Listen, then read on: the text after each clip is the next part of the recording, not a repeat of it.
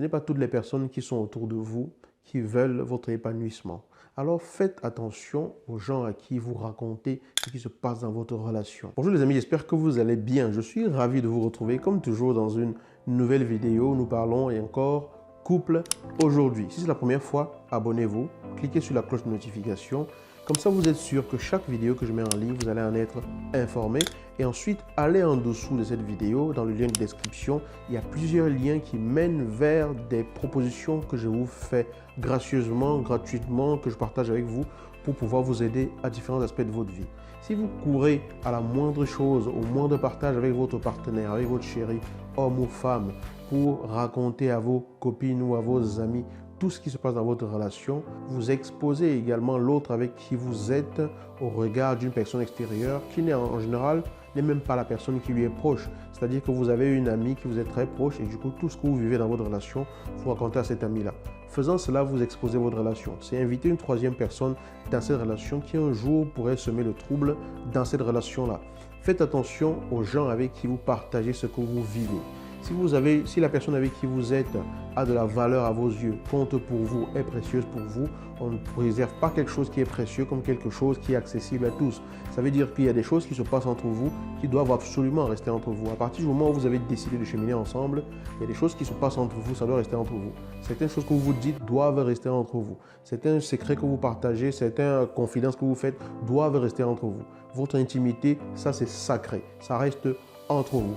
Parce qu'il y a des gens qui, à la moindre conversation, vont le raconter à leurs parents, à leurs amis, à leurs frères, à leurs sœurs et tout ça. Et du coup, l'autre n'est jamais à l'abri de quoi que ce soit parce que le contexte dans lequel votre partenaire vous partage quelque chose ne sera jamais le même que celui dans lequel vous allez raconter ce que vous racontez. Même si vous essayez de mettre tous les garde-fous qu'il faut pour essayer d'expliquer dans le contexte dans lequel ça s'est passé, l'autre à qui vous l'avez raconté risque de le répéter en y rajoutant sa propre compréhension des choses et vous exposez l'autre personne.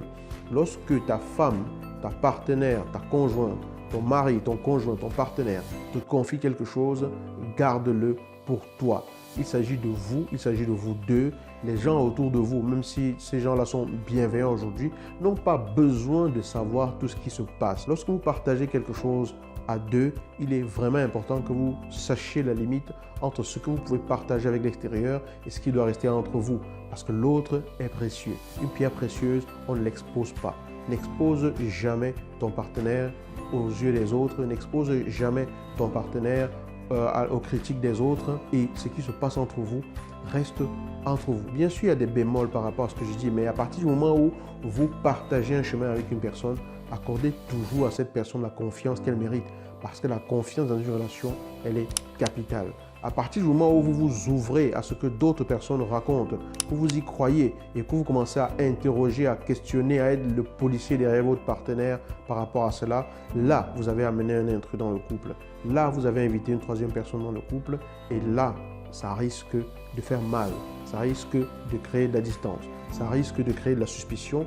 Faites attention à ce que vous partagez concernant votre couple, aux gens à qui vous le partagez et sachez garder ce qui se passe entre vous pour vous. Préservez vos relations.